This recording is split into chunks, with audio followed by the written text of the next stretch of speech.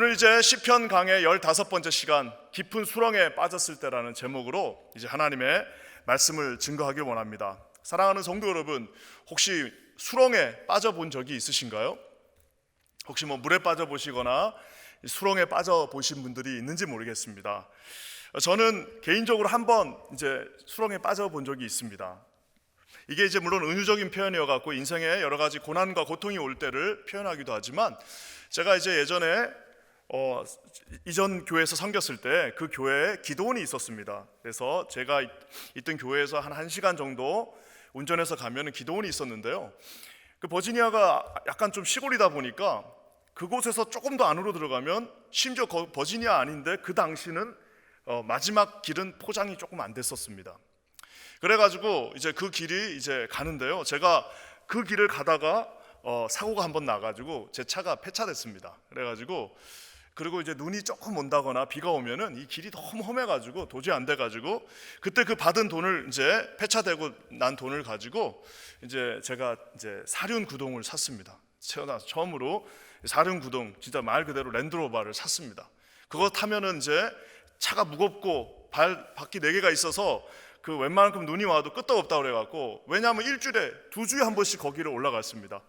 거기를 2주에 한 번씩 제가 만든 프로그램에 따라서 우리 청년들을 데리고 2주에 한 번씩 이제 토요일 날 아침에 가서 저는 이제 밤에 집회를 하고 밤에 새벽에 이제 내려오는, 그래서 주일 날 이렇게 내려오는, 새벽에 이제 오는 그 코스였기 때문에 그 이제 샀는데, 그 보상금이 너무 작았기 때문에, 그리고 또 받은 보상금에서 우리 아내가 반을 가져가서 그 2,000불 조금 넘는 돈을 가지고 사륜구동을 그래도 샀습니다. 정말 기적적으로 샀는데, 사고 나서 보니까 이게 emission도 fail 된 차고 inspection이 fail 된 건데, 제가 그거를 아무것도 모른 채 가서 사가지고 얼마나 돈이 그 차에 많이 들어갔는지 모릅니다. 2,000불짜리 사륜구동을 타고 이제 처음 그 기도원을 향해서 우리 청년들하고 이제 올라갔습니다. 올라가는 길에 우리 청년 하나가, 목사님, 이 랜드로버 차를 한 번도 타본 적이 없는데 이거 진짜 이런 거 저기 진흙에 들어가도 나오나요?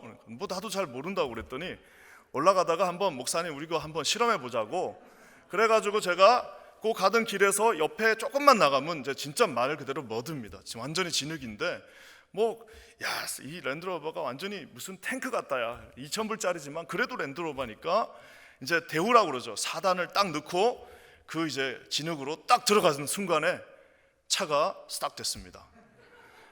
이게 바퀴가 4개는 다 돌지만, 이게 제가 그때 랜드로버가 영국 차가 아니라 인도 차라는 걸 그때 알았습니다.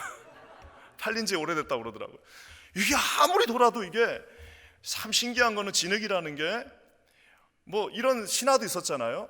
이 사륜구동차가 바퀴 1개만 걸려 있어도 나온다고 그러는데 그거 다 거짓말입니다. 진흙에 들어가니까 이게 차가 계속 헛바퀴를 도는데, 더 놀라운 것은 진흙이라는 곳이 바퀴가 돌면 돌수록 더 빠져버려요. 방법이 없어요. 결국에는 청년들 다 나오라고 그러고, 뒤에 따라오던 밴에서도 다 나오라고 그래가지고 결국 손으로 여러 명이 가서 옷 다 버리고 밀고 나오는 수밖에 없었습니다. 진흙이라는 것은 바로 이런 겁니다. 한번 빠지면은 자기 힘으로 나올 수가 없어요. 한번 빠지면은 이게 아무리 자기가 힘이 세도 나올 수 없는 곳이 진흙입니다. 수렁이라고 말합니다. 오늘 그래서 옛날 우리 영화 중에 수렁에서 건진 내 딸이라는 영화도 있었잖아요. 그 중학생 그때 관람가여가지고 가서 중학생들 다 보라고 그러고 막 그랬던 기억이 납니다. 한번 빠진 그 수렁에서는 웬만해서는 나올 수가 없습니다. 인생도 마찬가지 아니겠습니까? 인생도 잘 나가다가 어디 한번 잘못 삐끗해갖고 빠져버리는 순간, 건강의 수렁에 빠질 수도 있고 재정적인 수렁에 빠질 수도 있고, 이런 관계의 수렁에 한번 빠져버리면은 그게 웬만해서는 나오기가 쉽지 않은 것이 우리 인생이기도 합니다. 그래서 여러분, 정말 선진국은 어떤 게 선진국이냐? 수렁에 빠진 사람들한테 다시 한번 세컨 찬스를 줄 수 있는 나라가 선진국이에요. 여러분, 후진국이 어떤 나라냐? 한 번 빠져버리면 그 인생 끝나는 겁니다. 세컨 찬스가 없는 나라가 후진국인데요, 오늘 이 성경에도 수렁에 빠지고 그곳에서 깊은 수렁에 빠진 사람의 스토리가 나옵니다. 바로 다윗이 쓴 바로 이 시편 69편의 말씀입니다. 수렁에 빠졌을 때 다윗이 하나님 앞에 부르짖으며 썼던 그 말씀, 바로 시편 69편의 말씀입니다. 수렁에 빠지면 단점만 있죠. 얼마나 기분이 나쁜지 그때 세상에 차 처음 샀는데, 물론 2,000불짜리 차지만 그래도 처음 산 건데 올라가는 첫날에 거기에 빠져가지고 그 이제 기도원에 가는데 그게 결국 안 나오니까 나가가지고 밀고 막 저도 밀고 막 다 밀고 막 했는데 옷 다 버리고 빠져가지고, 그래서 저한테 거기 옆으로 가자고 했던 애는 내가 막 화를 냈습니다. 아니 이 차를 이렇게 그랬는데, 수렁에 빠지면 여러분 다 안 좋은 것 같습니다. 수렁에 빠지는 거는 정말 말 그대로 비참한 거라고 생각하고, 수렁에 빠지면은 인생을 끝났다라고 생각하지만, 사랑하는 성도 여러분, 수렁에 빠졌을 때도 큰 베네핏이 몇 가지가 있습니다. 물론 이게 받아들이는 거는 쉽지 않습니다. 하지만 깊은 수렁에 빠졌을 때만 확실하게 찾을 수 있는 그 베네핏이 오늘 성경에 나옵니다. 한번 여러분 말씀을 통해서 깊은 수렁에 빠졌을 때 그때만 하나님이 주시는 그 베네핏이 무엇인지에 대해서 한번 여러분 찾아봤으면 좋겠습니다. 혹시 이 자리에 오늘 이 방송을 듣고 계신 성도님들 중에서도 인생의 수렁에서 헤매고 계시는 분들, 어려움 속에서 지금 발버둥 치고 계신 분들이 있다면은 오늘 이 말씀을 통해서 하나님이 주시는 깊은 은혜가 여러분을 위로한 것뿐만 아니라 여러분을 그 수렁에서 종국적으로 나오게 하실 줄 우리 주님의 이름으로 간절히 축원합니다. 먼저 수렁에 빠졌을 때 주는 가장 큰 베네핏은 뭐냐? 여러분 5절 말씀입니다. 한번 우리 다 같이 한번 읽어볼까요? 죄송합니다. 먼저 2절과 3절 말씀을 한번 먼저 읽겠습니다. 얼마나 큰 수렁에 빠졌는지 한번 읽어볼게요. 시작. 나는 설 곳이 없는 깊은 수렁에 빠지며 깊은 물에 들어가니 큰 물이 내게 넘치나이다. 내가 부르짖음으로 피곤하여 나의 목이 마르며 나의 하나님을 바라서 나의 눈이 쇠하였나이다. 수렁에 빠지면 저렇게 됩니다. 큰 물이 넘쳐나고 부르짖어서 목이 피곤하고 목이 마르고 하나님을 바라서 나의 눈이 심지어는 희미해졌다라고 말하고 있습니다. 이제 수렁에 빠지면은 이런 육체적인 현상들이 나타나는데, 아까도 얘기했지만 수렁에 빠졌을 때 하나님이 주시는 축복이라고 하면은 역설이지만 그래도 축복이라고 말할 수밖에 없는 세 가지 놀라운 베네핏이 있습니다. 5절 말씀입니다. 한번 우리 다 같이 한번 5절 말씀 읽어보겠습니다. 시작. 하나님이여 주는 나의 우매함을 아시오니 나의 죄가 주 앞에서 숨김이 없나이다. 수렁에 빠지면 그때 가장 먼저 보이는 게 있습니다. 그건 뭘까요? 수렁에 빠지면 그때서야 내가 누구인지를 보게 됩니다. 수렁에 빠지니까 그 차가 2,000불짜리 차라는 걸 알게 되었습니다. 수렁에 빠지면 내 자신이 예전에 수렁에 빠지기 전에는 멋있게 하고 온 폼을 다 잡고 멋있게 하고 다닐 수 있어.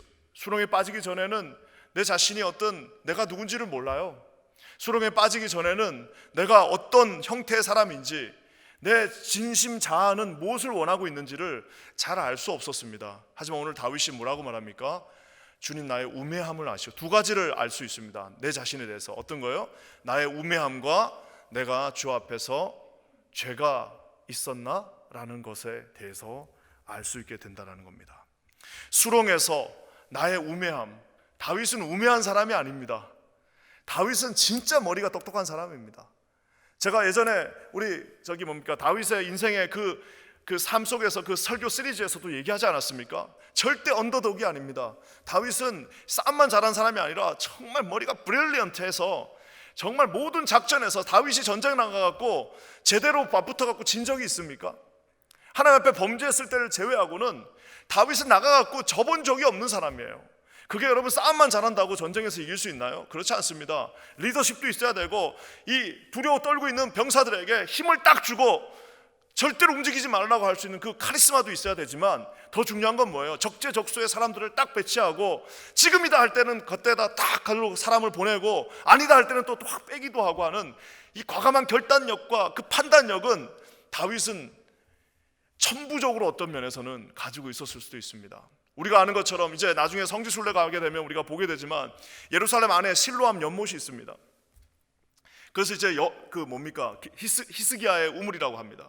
그게 제가 있었을 때만 해도 거기 들어가서 물에 이렇게 막 물 만질 수도 있고 막 물에서 막 겨울 수도 있는데 지금은 막혔다는 얘기를 들었는데, 그게 뭐냐면은요, 다윗의 그 비상한 머리가 있었기 때문에 다윗 성을 점거할 때 어떻게 점거해요?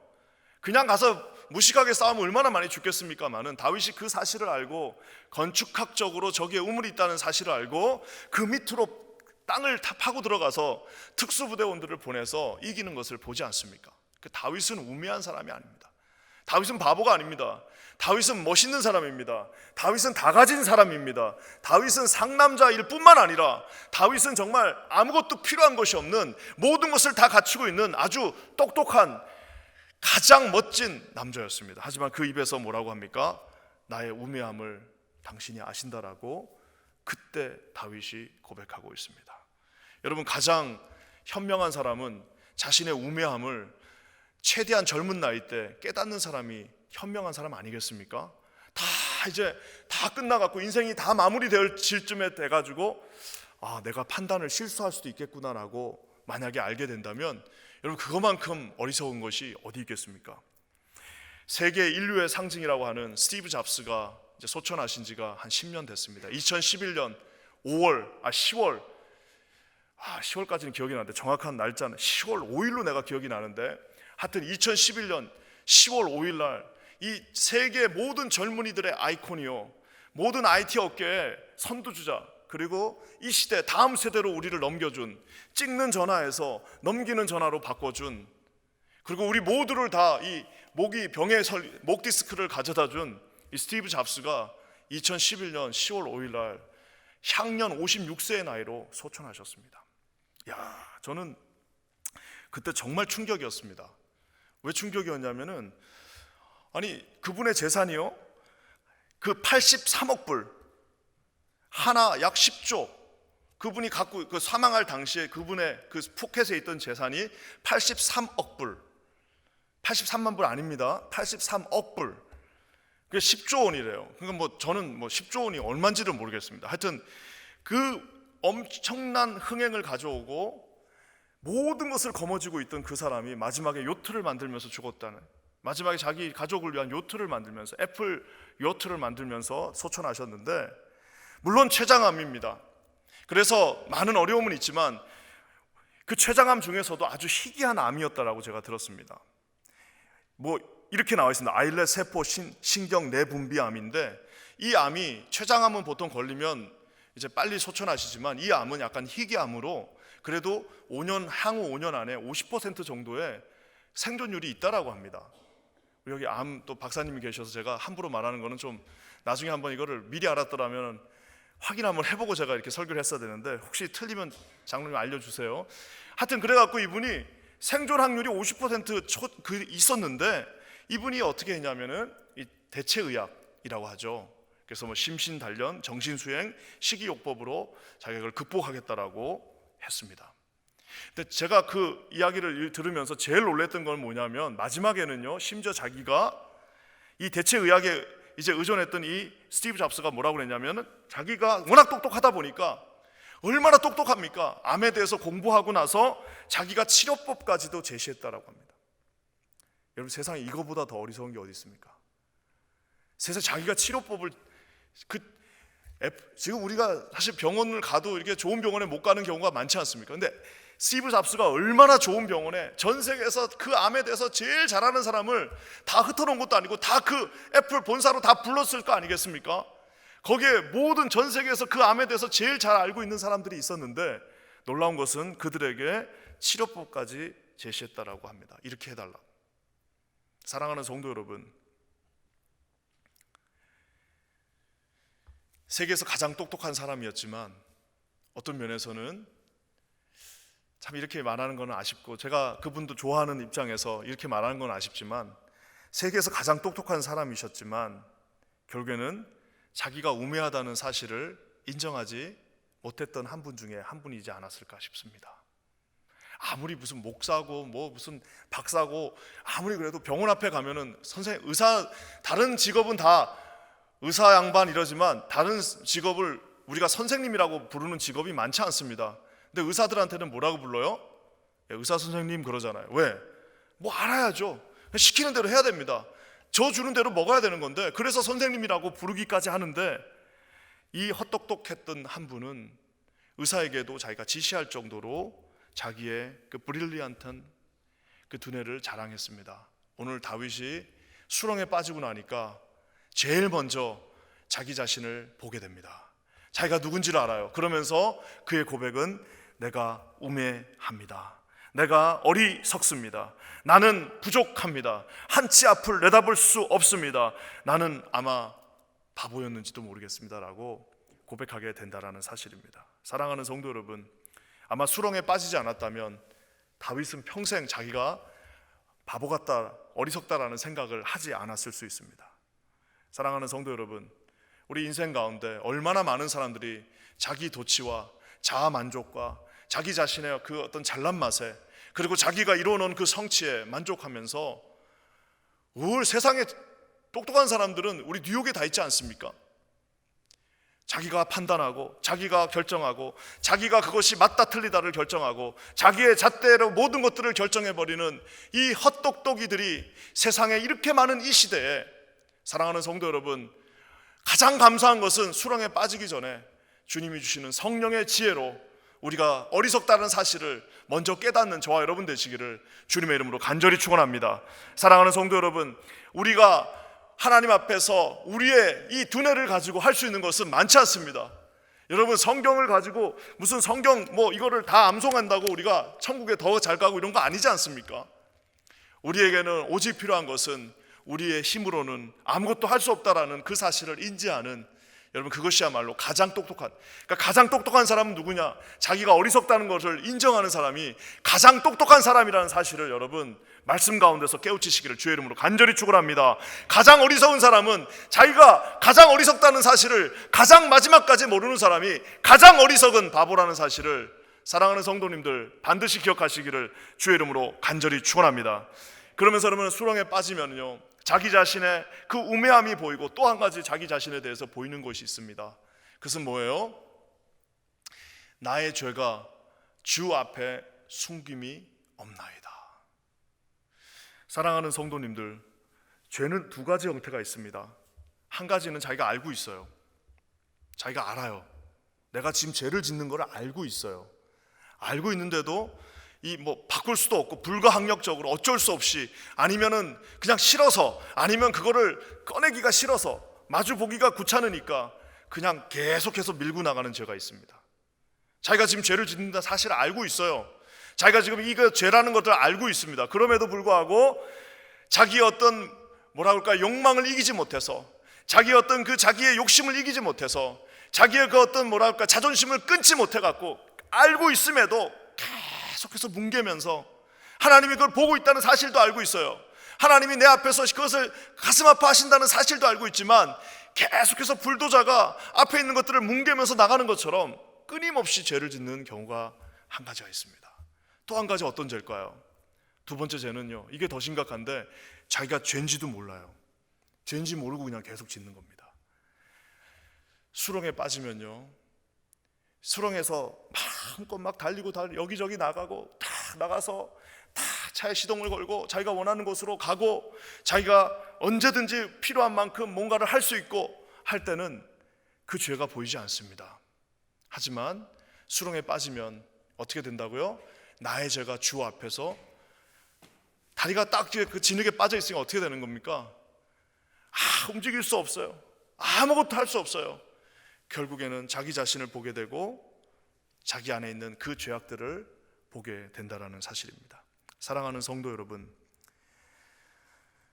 저는 어떤 면에서는 수렁에 빠지면은 그 시간이야말로, 죄를 보여주시는 시간이야말로 어떤 면에서는 가장, 죄송합니다, 이렇게 너무 심플하게 얘기하는 것이 혹시라도 설교를 듣는 분 중에서 마음에 좀 상처가 될 수도 있겠지만, 여러분, 수렁에 빠진 그 순간이야말로 하나님 앞에서 깊이 자기 자신을 회개할 수 있는 시간이 아닌가 싶습니다.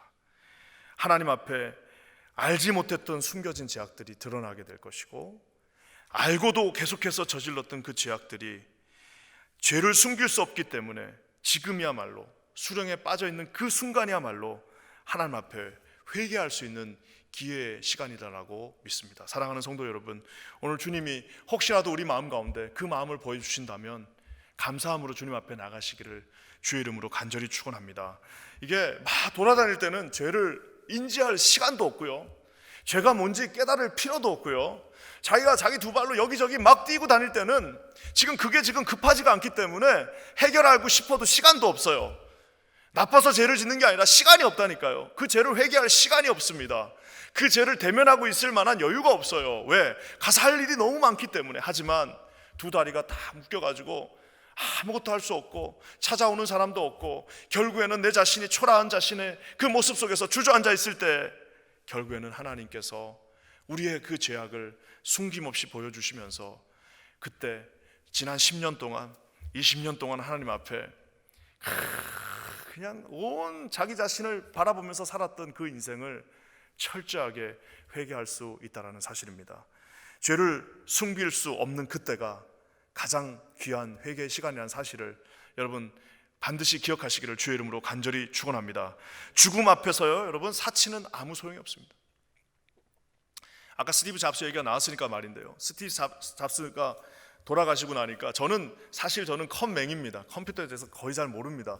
그렇지만 제가 스티브 잡스를 좋아하는 이유는 그가 프리젠테이션 하도 잘해가지고, 제가 옛날에 그 학교 다닐 때 세미나 할 때 그분의 그 프리젠테이션 하는 거를 한번 이렇게 서베이한 적이 있었습니다. 너무 프리젠테이션을 잘해가지고 야, 저렇게만 설교하면 얼마나 좋을까라고 그래서 제가 그분을 좀 존경하기도 하고 좋아하기도 하고 책을 읽기도 했는데요, 아까 스티브 잡스께서 돌아가시고 나니까 멋진 말들이 가공되어서 여기저기서 나오기 시작합니다. 그 중에 제일 재밌는 게 뭐냐면은 스티브 잡스가 돌아가시니까 스티브 잡스의 유언이다 해가지고 그 글들이 막 올라오기 시작합니다. 그게 이제 막 미국에서 조금 나왔다가 일본에서 막 그렇게 가공됐다가 이게 한국에 넘어와가지고는 이제 뭐 예수 믿는 분들이 또 그거를 또 지으셨는지 막 거기다 하나님까지 막 들어가서 막 나와요.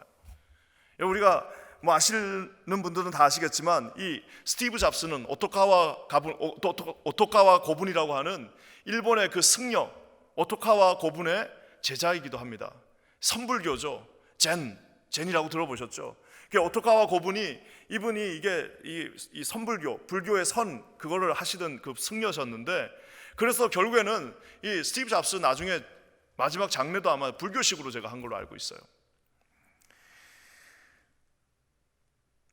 이런 말들을 있습니다. 이 세상에서 제일 비싼 침대가 무슨 침대일까? 병들어 누워있는 침대다. 끝없이 부를 추구하는 것은 결국 나 같은 비틀린 개인만을 남긴다. 멋있죠? 이게 이제 스티브 잡스의 유언이라고 해서 막 나와가지고 이거 막 목사님들도 막 설교하고 막 그러셨습니다. 죽을 때 아무 소용없다. 세상에서 제일 비싼 침대는 병들어 누워있는 침대다. 얼마나 멋있어요. 끝없는 부를 추구하는 것은 결국 나 같은 비틀린 개인만을 만든다. 멋있지 않습니까? 근데 저는 딱 처음에 그거 들었을 때 저거 누가 지은 거 아닌가? 라는 생각을 감출 수가 없었습니다. 왜? 여러분, 죽음 앞에서 이렇게 멋진 말 만들 사람이 지금 어디 있습니까? 아니, 자기가 죽는데 지금 이렇게 멋지고 이렇게 그냥 무슨 뭐 책에다가 화자되어질 만한 그런 멋진 말을 남길 만한 여력이 어디 있고, 아니 지금 56세에 지금 이제 죽음 앞에 자기가 이제 죽어가는데 그 삐짝 마른 몸을 가지고 이런 멋진 말을 만들 만한 여력이 어디 있습니까? 죽음 앞에 이런 모든 것들은 사치입니다.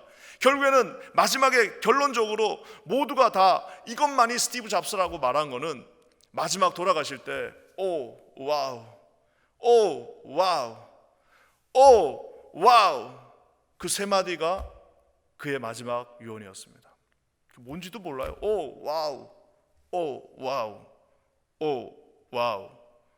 86억 불의 재산을 가지고 10조의 재산을 가지고 마지막 순간까지도 CEO를 내려놓을까 말까, 내려놨더니 주식이 막 6%가 빠져. 내려놓는다고 뉴스가 나가니까 주식이 막 10%가 내려갑니다. 그러니까 그 병든 사람한테 또 그거를 그냥 맡기는 거예요. 그러니까 그 병든 분이 또 그거를 맡으니까 또 주식이 막 또 올라갑니다. 그러니까 결국에는 죽는 그 순간까지도 계속해서 그거를 잡고 있어야 되고, 나중에 CEO에서 내려왔지만 그러면 이사장이라도 해달라고 그러니까 그 죽음 앞에서도 이사장을 맡고 있었어요. 그 사람이 마지막 남긴 말은 오 와우.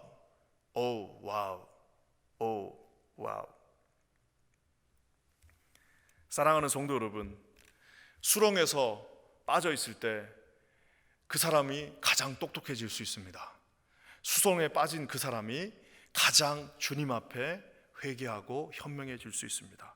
저와 여러분 모두가 우리 죽음 앞에 설 때, 주님 앞에 설 때, 죽음 앞에 서는 거는 주님 앞에 서는 것입니다. 그때 이상한 말, 멋진 말, 침대가 어떻게 젖혔고 이 세상에 비틀린 개, 이런 멋진 말 하지 마시고, 오 예수님, 오 예수님, 와 예수님, 여러분 그렇게 하시고 하나님 앞에 다 회개하시고 천국 가시는 저와 여러분 되시기를 주님의 이름으로 간절히 축원합니다. 여러분 그 멋진 거, 그 멋진 말 이런 거 아무 의미 없습니다. 예수 그리스도 안에서 가장 현명한 분들 되시기를 주의 이름으로 간절히 축원합니다. 여러분 그러면서요, 두 번째 또 이 수렁에 빠질 때만 볼 수 있는 게 있습니다. 그것은 뭐냐면 주변 사람들이 어떤 사람인지를 그때 보게 됩니다. 우리 20절과 21절 말씀 한번 다 같이 읽겠습니다. 시작. 비방이 나의 마음을 상하게 하여 근심이 충만하니 불쌍히 여길 자를 바라나 없고 긍휼히 여길 자를 바라나 찾지 못하였나이다. 그들이 쓸개를 나의 음식물로 주며 목마를 때는 초를 마시게 하였사오니. 수렁에 빠지면요, 첫 번째는 내 자신이 누군지에 대해서 알게 되고, 두 번째는 옆에 있는 사람들이 어떤 존재인지에 대해서 이제 알게 됩니다. 어떤 존재일까요? 성경에 뭐라고 나와 있습니까? 불쌍히 여기는 사람을 바라. 나를 좀 불쌍히 여겨줄 사람을 찾고 있어. 근데 없다고 딱 나와 있습니다.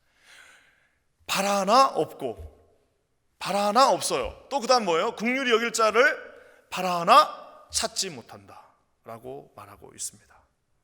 여러분 이 말은 결국에 무슨 말입니까? 사람들이 나를 좀 불쌍히 여겨주고, 내가 이제 막 수렁에 빠졌으니까 내가 지금까지 얼마나 많이 내가 도와주고, 내가 지금까지 얼마나 축의금도 가서 많이 내고, 부조 내고 축의금 내고, 사람들이 힘들 때마다 도와주고 봉사하고, 야 이러니까 내가 이제 수렁에 빠지면 사람들이 나를 이제 막 벌떼처럼 와가지고 도와줄 거야 라고 판단하고 생각하고 기대하지만, 오늘 다윗이 뭐라고 말합니까? 비방이 나의 마음을 상하게 하며 근심이 충만한데 이제 뭐예요? 불쌍히 여길 사람들이 막 여기저기서 달려오고 있습니다. 나를 긍휼히 여길 자들이 막 여기저기서 와서 나를 이 진흙에서 지금 뽑아주고 있습니다 라고 말하지 않고, 바라나 없고 바라나 찾지 못하고라고 말하고 있습니다. 사랑하는 성도 여러분, 나를 아껴주는 사람은 있습니다. 하지만 진짜 아끼면 어떻게 해야 돼요? 진짜 아끼면은 가서 그 사람을 끌어줄 수 있는 사람이 진짜 아끼는 사람 아니겠습니까? 그 수렁에서 빼주는 게 진짜 아끼는 거 아니겠습니까? 오케이, 자 그러면 빼줄 힘이 없어요. 그러면 그 다음에 뭐 해야 돼요? 빼줄 힘이 없으면 같이 수렁에 빠져서 거기서 같이 있어야 될 거 아니에요? 그럴 사람이 없다라는 겁니다. 빼줄 사람도 없거니와 같이 빠져가지고 거기서 함께 그곳에서 수렁에 빠져 있어 줄 사람도 결국에는 없다라고 말하고 있습니다. 진정으로 아끼고 사랑하는 사람은 있을 수 있으나, 그 마음까지는 있으나 그 애티튜드는 거기까지 갈 수 있지만, 결국에 그 수렁에서 나를 빼줄 수 있는 사람은 아무도 없다라고 오늘 성경의 기자 다윗이 말하고 있습니다. 제가 진짜 동물의 왕국을 보면은 그게 진짜 마음에, 동물의 왕국을 재밌긴 한데 그걸 보기가 쉽지가 않습니다. 제일 힘든 장면이 뭐냐면, 그 이제 막 물소들 같은 거 보면은 새끼 물소가 있는데 사자가 이제 다 공격하고 있다가 딱 가서 이제 이 새끼 물소를 딱 잡습니다. 그러면 이제 엄마 이제 물소가 저기서 지켜보면서 뭘 하고는 싶은데, 어떻게 뭘 합니까? 사자 앞에서 아무것도 못하고 멀뚱멀뚱 쳐다보다가 그냥 그 멀뚱멀뚱 쳐다보는 그 장면을 볼 때마다 진짜 너무너무 슬프기도 하지만, 여러분 이거야말로 인생을 가장 잘 보여주는 한 장면이라고도 할 수 있습니다. 많은 사람들이 나는 친구가 많아. 세상에 여러분 다윗보다 더 많은 친구 있는 사람 어디 있겠습니까? 다윗이 그 성에 들어갔을 때 사람들이 뭐라고 말했습니까? 만만이다. 다윗은 만만이다라고 얘기했습니다. 그 많은 환호하던 그 친구들, 다윗이 왕이 얼마나 그 앞에서 뭐라고 할까요? 막 온갖 아부를 하고 온갖 좋은 것들을 바치고 온갖 그 앞에서 그 바울의 딸랑이가 돼가지고 다윗 하던 그 많은 사람들이 있었음에도 불구하고 결국에는 여러분 인생의 가장 핵심적인 중요한 순간에는 마치 동물의 왕국처럼 그 잔인한 사자의 늪에서 구원해 줄 수 있는 아무도 없다라는 것을 보게 됩니다. 사랑하는 성도 여러분, 많은 사람들이 우리가 누군가의 방패가 되어준다라고 얘기하고, 내가 우리 자녀의 피난처가 되어줄 거다라고 얘기하고, 내가 우리 자녀를 위해서, 오늘 이제 우리 제자반도 왔지만 남자 제자반이 하다 보면 말이 그냥 끝없이 나옵니다. 보면은 대부분 다 자기 자녀와 자기 아내를 사랑하는 남자들의 고백입니다. 그거 보면은 다 똑같습니다. 내가 우리 이 가족을 위해서 최선을 다할.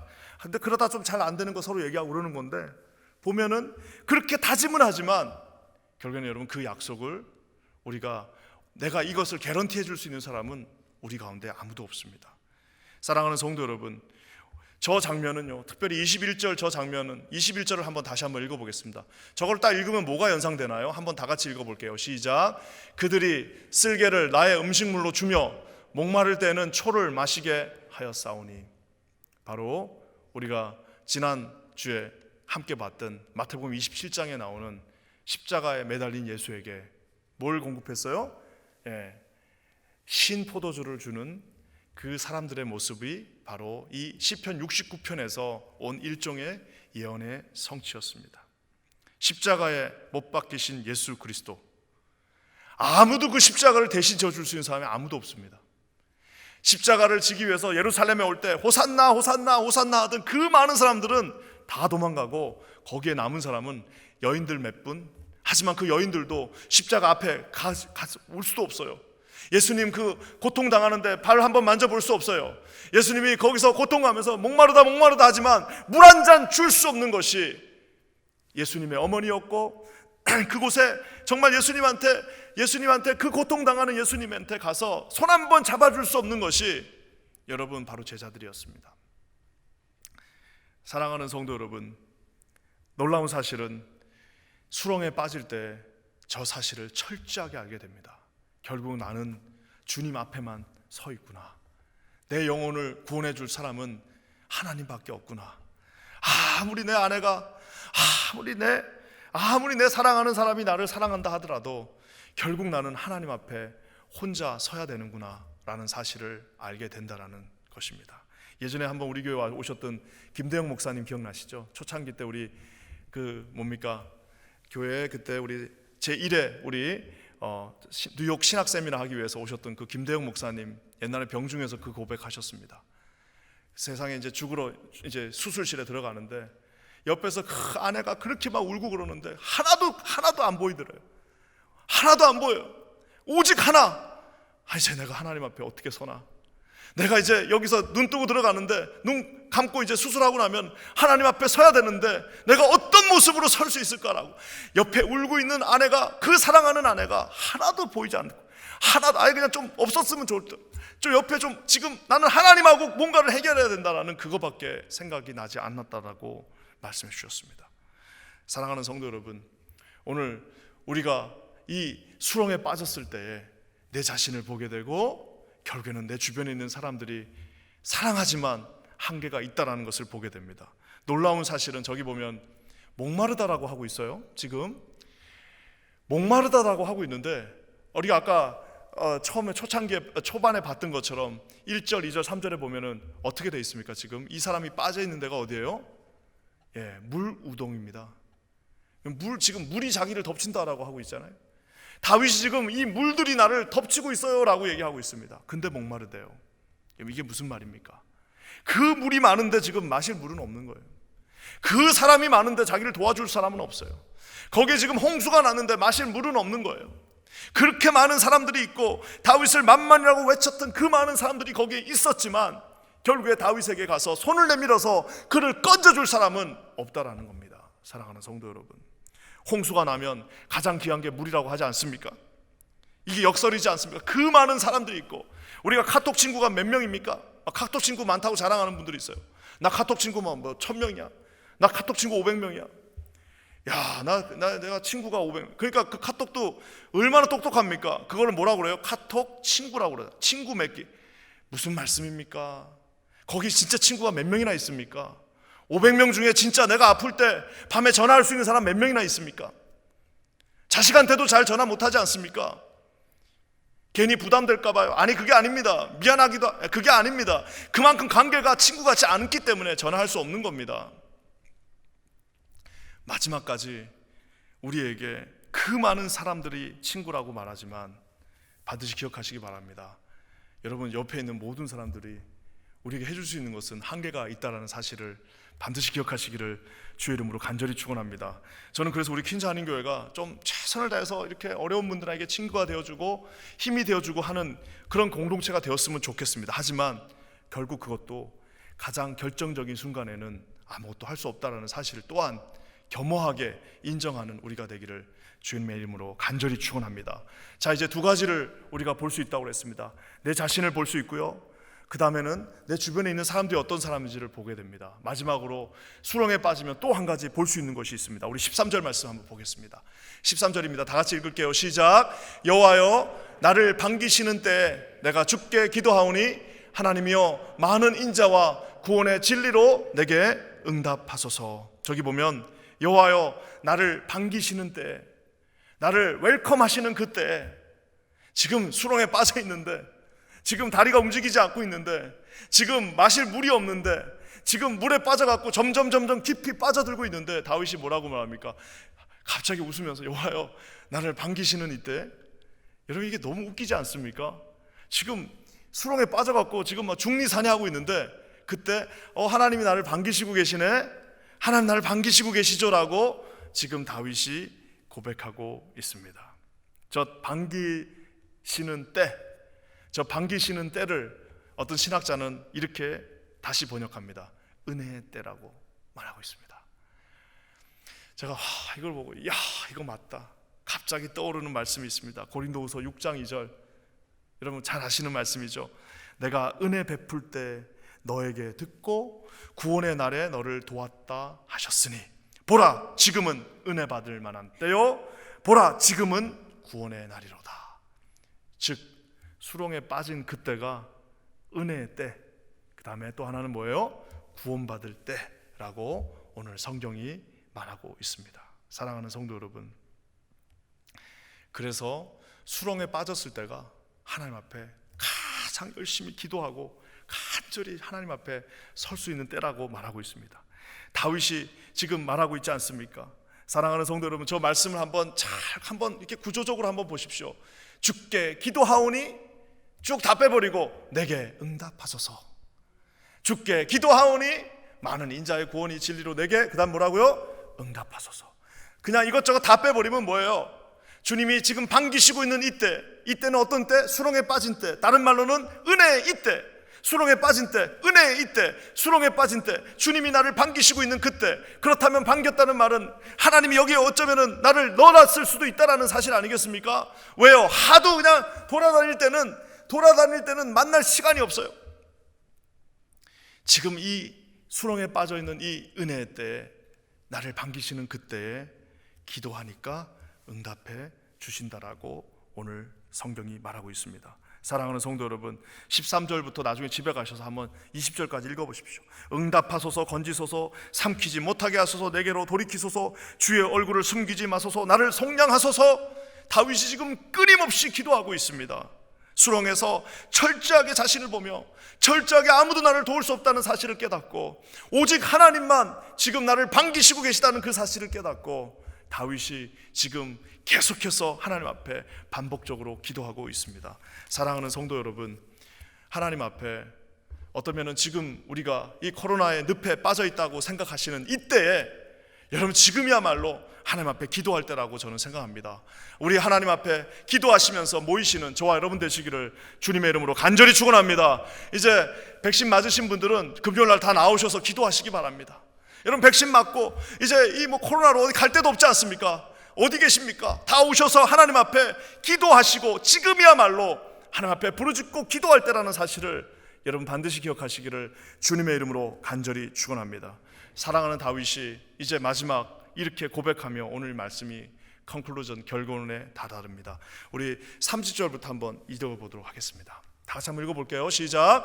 내가 노래로 하나님의 이름을 찬송하며 감사함으로 하나님을 위대하시다 하리니 이것이 소 곧 뿔과 굽이 있는 황소를 드림보다 여호와를 더욱 기쁘시게 함이 될 것이라. 공고한 자가 이를 보고 기뻐하나니 하나님을 찾는 너희들아 너희 마음을 소생하게 할지어다. 이 말씀을 잘 읽어보면은 수렁에 빠지면은 노래가 나와요, 안 나와요? 안 나오죠. 수렁에 빠졌는데 감사가 나와요, 안 나와요? 안 나옵니다. 그 나오면 그거 다 거짓말이에요. 아니 수렁에 빠졌는데 지금 빠져갖고 점점 빠져들고 지금 죽음을 향해 가고 있는데 거기서 어떻게 노래가 나오고 어떻게 감사가 나오겠습니까? 많은 오늘 다윗은 뭐라고 말하고 있습니까? 내가 노래로 하나님의 이름을 찬송하고 감사함으로 하나님은 위대하시다 내가 말할 거야. 그러면서 뭐라고요? 여호와를 더욱 기쁘시게 함이 될 것이다 라고 말하고 있습니다. 저 이거 어떻게 이해해야 됩니까? 저는 이 말씀을 묵상하면서 저는 이렇게 이해했습니다. 아, 수렁에 빠지면은 그때야말로 내가 하나님을 가장 기쁘시게 할 수 있는 때구나. 수렁에 빠졌으면 다윗이 지금 이렇게 고백하고 있는 거는 다윗에게요 지금 빠져가지고 막 울고 있어요.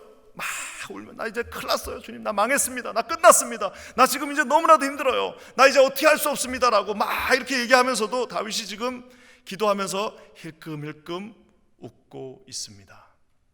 다윗이 막 빠져가지고 지금 허우적거리면서도 찔끔찔끔 하늘을 보면서 살금살금 웃고 있어요. 왜? 건져 주실 것을 믿고 있으니까요. 왜냐? 하나님이 반드시 승리하실 것을 믿고 있기 때문입니다. 결국 하나님이 우리를 승리로 인도하신다는 그 사실을 다윗이 지금 확신하고 있습니다. 공고한 자가 이를 보고 기뻐하나니, 힘들어서 슬퍼하는 자들이 이를 보고 기뻐하나니 하나님을 찾는 너희들 모두들아 마음을 다시 뭐라고요? 소생시켜라. Refresh.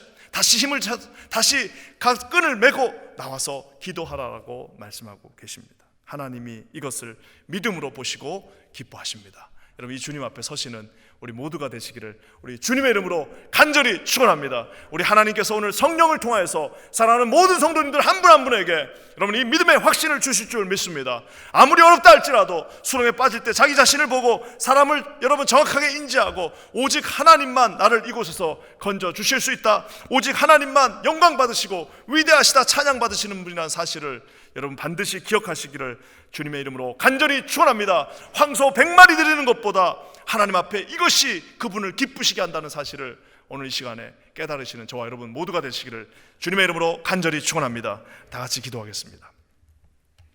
하나님 참 감사합니다. 오늘 우리 사랑하는 모든 성도님들 한 분 한 분에게 이 말씀을 주셔서 수렁에 빠졌다 할지라도 하나님 아버지 그 시간이 내 자신을 철저하게 아버지 냉철하게 겸손하게 보는 시간 되게 하시고 하나님이 주신 이 기회에 아버지 사람을 의지하는 것이 아니라 오직 나를 그 수렁에서 건지실 우리 하나님을 의지하며 간절히 기도하며 주님 앞에 나가는 우리 모두가 되게 하여 주시옵소서. 우리 사랑하는 성도들 한 분 한 분을 기억하여 주시고 혹시라도 진짜 수렁에 빠져서 낙심하여 아버지 절망 가운데 허우적거리는 분들 계시다면 오늘 이 말씀을 통하여 성령께서 그의 마음에 인쳐주시고 힘주시고 능력 주셔서 하늘에 계신 하나님 바라보며 기뻐하며 나갈 수 있는 우리 모두가 되게 하여 주시옵소서. 우리 그렇게 하실 주님을 바라봅니다. 예수님의 이름으로 간절히 기도합니다. 아멘.